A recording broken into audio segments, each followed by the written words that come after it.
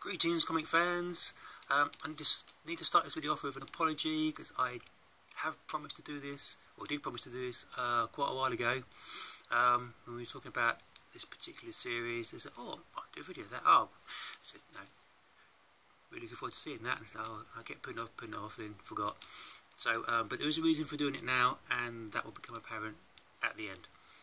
Whether we're going to watch all of that to get to the end is up to you. But this is the, I suppose, volume 1 in a sense of the X-Men comics. This is, I think, the third serial I decided to collect after I was getting towards the end of finishing volume 1 of Spider-Man and Fantastic Four. Sort of due to different titles, what I want to collect. Because of, so many titles to choose from, so I went with the X-Men. And I think I chose X-Men because of the cutting off at 66 in whatever year it was. It gave me a specific number to collect with, so I kind of like doing that rather than going for a whole massive runs. Kind of, in my mind, made it more attainable. In my naivety, looking at 60's X-Men comics. Yeah, well. But anyway, this is what I've got. So, working backwards. Number 66, last of the divisional run, guest starring the Hulk. Number 65, obviously. Who's this? Sunfire. Number 64. Number 63. If you've seen any of my other videos, you'll know that I kind of go for mid-grade copies, sometimes a bit lower depending on what issue and the rarity and stuff. So some of these are okay. There's a few that are pretty good quality, but most have, 3 or 4 flaws, like bits off there. A number do have tape repairs, but I don't mind all that as long as they're complete and readable. It means that a pretty complete collection is attainable. So that's number 63. 62, Gazer. Number 61, Sauron. I don't think that's the first appearance of Sauron because he's from Savage Lands as well, I believe. Most of my X-Men knowledge comes from the cartoon. So yes, I have a lot to learn. And number 60, yeah, I do need to rebag this one. I only kept it in this bag because it's, I think it's a Mylight 4, I think it's quite thick. It's definitely a Mylight anyway, so I've left it in there for the time being. Crappy old stick at the front isn't going to affect it at all, but yeah, when I come to rebaggables, that's definitely going to be changed. So that's number 60. Number 59. This has got one of those infamous, I don't know if it's a US or UK stamp.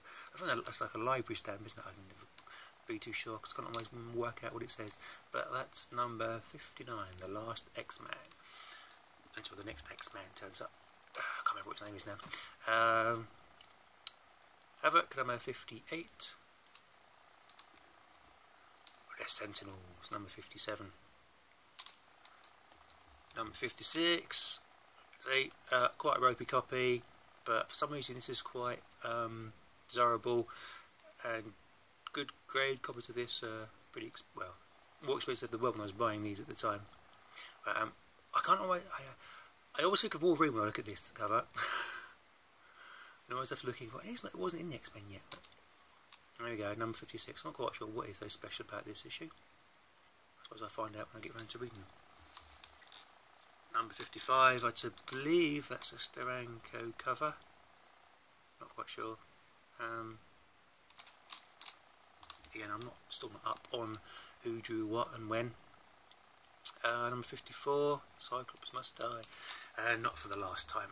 Number 53, Terrax, I think. Oh no, was it Blaster? I think it's Blaster. Oh, show myself up chronic now. Number 52, Twilight of the Mutants. Don't know who that is. Don't even know if they ever came back in the series. Moving on. Number 51. Oh, there's no text note at all. No, don't know who that is either. Yeah, I have not read any of these yet. I always kind of wait till I've got a complete run, because I don't like reading bits and pieces of stories and then reading them again when I get the missing episodes, the missing issues. So I always wait till I've completely run, and go through it. This is definitely Steranko because it says right there. I think it's his first one. I don't know whether that means he created the classic X-Men logo or not. Nice. Number 49. Classic team again. Just realised they're standing on someone's head. Number 48. Ooh. Rusty Staples. Oh well. What waits within the hive? I will find out one day. Number 47. I don't know if these are like solo stories or whether there's a secondary story at the end behind the main story. I know they did it a few kind of origin stories, secondary stories. I don't know if that's the same with ones of these covers of that type, like they've got here. The X-Men featuring the end of the X-Men. A story featuring. No, that is the story, it's not necessarily featuring the end. Strange wording there, but awesome cover. Quicksilver, oh, it's in green rather than the blue. I don't know why they've changed the emphasis to kind of like what's in the story to what the actual title of the book is. Maybe it's a sign of when the sales are starting to drop off. Who knows? Well, someone might know. It's certainly not me. X-Men featuring Angel. Really expect that, being part of the X-Men. Power of Magneto. There again, stamps. Don't mind don't mind stamps too much. It's quite nice. It's retained a fair bit of his whiteness. Notorious for being tagged now after 40-50 years.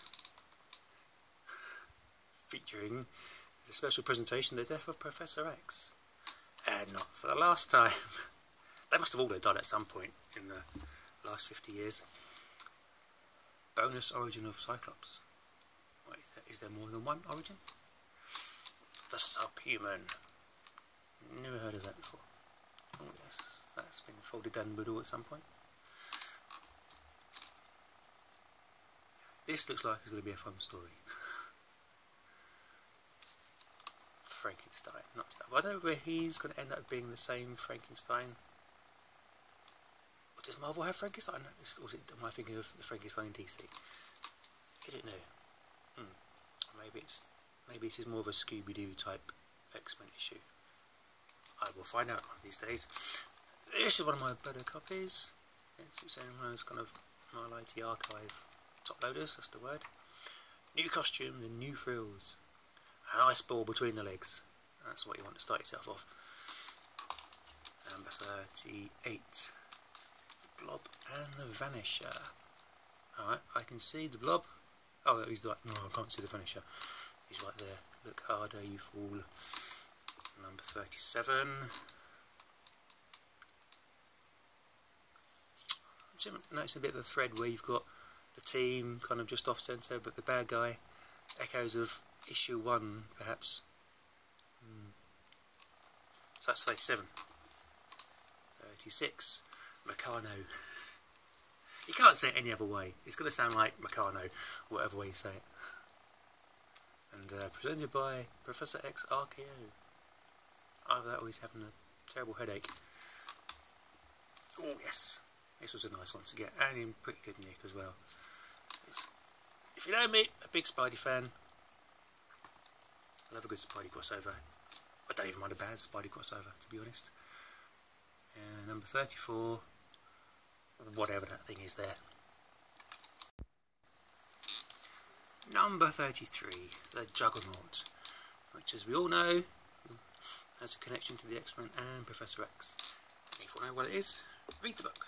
Or if you're like me, watch the cartoon. Beware the Juggernaut, my son. Don't know what the relevance is there.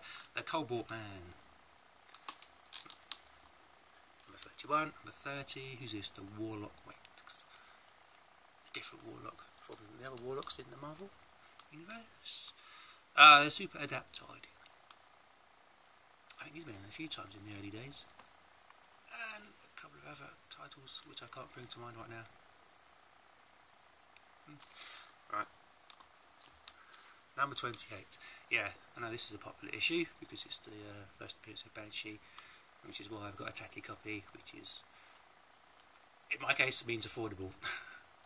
Maybe one day I'll be able to upgrade to a better one. But it's all there. I can get all the story, it will do for now. Number 28. Number 27, The Mimic. Re-enter The Mimic.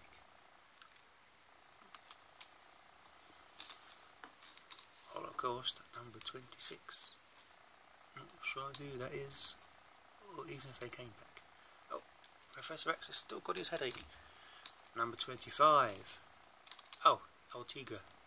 Sounds like South American bag. Oh, well, kind of Aztec Mayan type statues there. That kind of explains that, doesn't it? Pay attention to the back. Number 24. Plague of Locusts. Don't know who that is. If it's actually anybody. Yeah. Number 23. To Save a City. Is that the Scarecrow? No, badly dressed, badly costumed bad guys. Number 22. Who's this? Startling stampede of yesteryear's most sensational supervillains. It's very newspapery headline type of taglines, isn't it? Stanley for you, I suppose. Very nice reading that. I like that a lot. Number 22. Oh look, it's the ragtag bunch of bad supervillains. Whenever I used to see this on eBay, I used to like double take. Is that the Hulk? No, it's some kind of green android thing. Presumably. Don't know what it is, but Professor X, if that is him, tied up in his dressing gown in his chair with a goldfish pole in his head. Number 21. Number 20. I, Lucifer. Hey, that must be the same Lucifer from issue 9. He stretches his X-Men knowledge a little bit. Okay, enough said. This must be the first Mimic then. Number 19.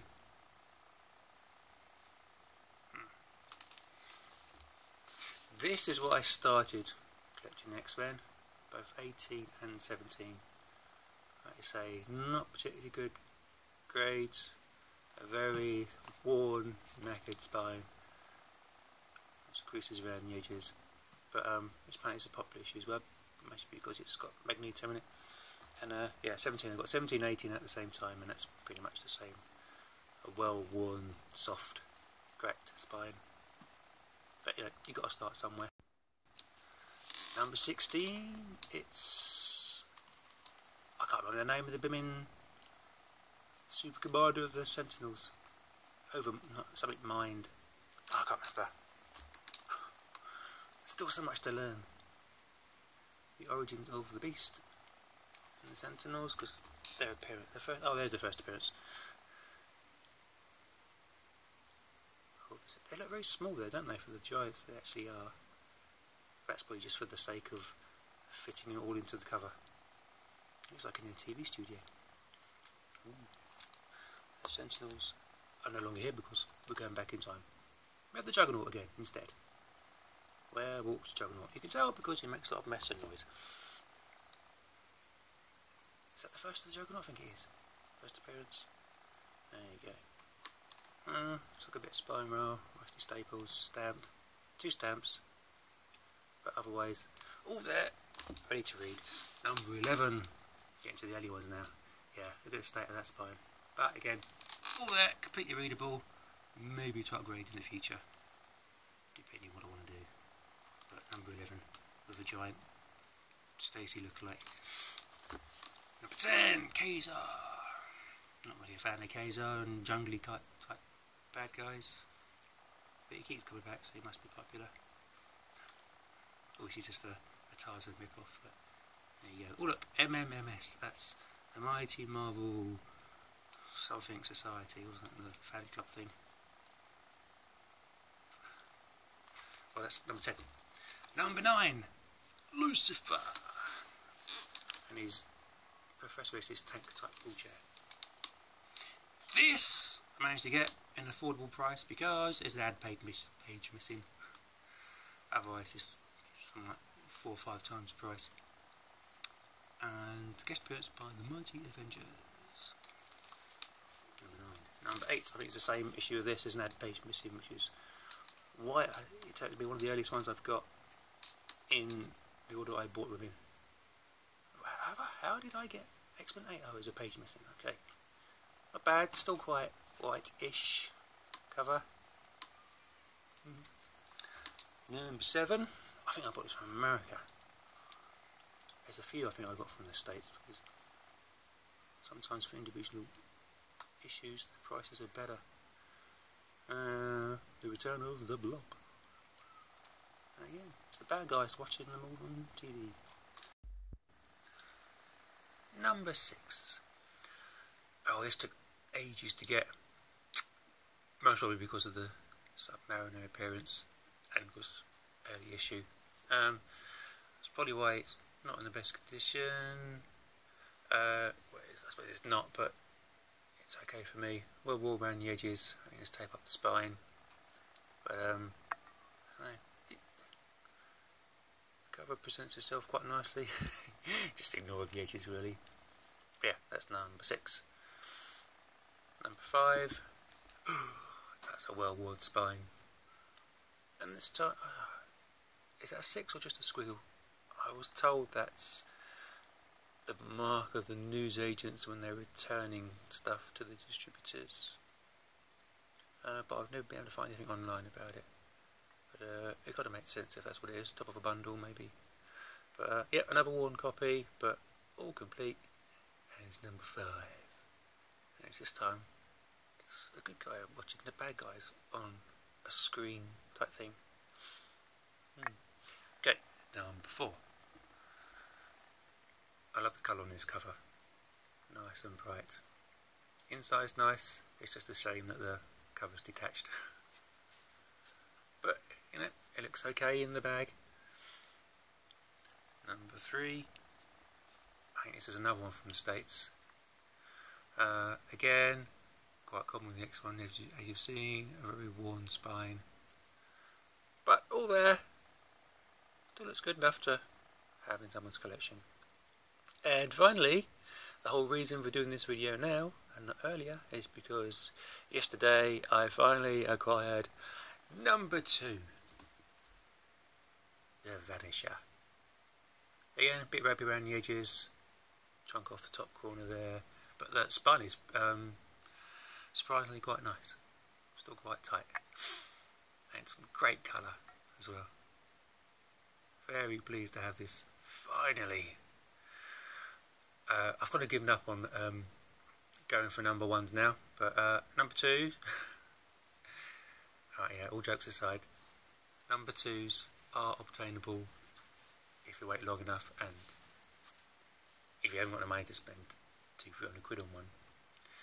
Yeah, I got this in, it was still in double figures, so in my eyes that's a bargain. So that's as far back as my X-Men collection goes. I do have number 1, but it's the milestone edition. Okay, what are you going to do? There you go. Initial run, volume 1 of the X-Men, 2 to 66. Thanks for watching, and thanks for listening to me talking about how much I don't know.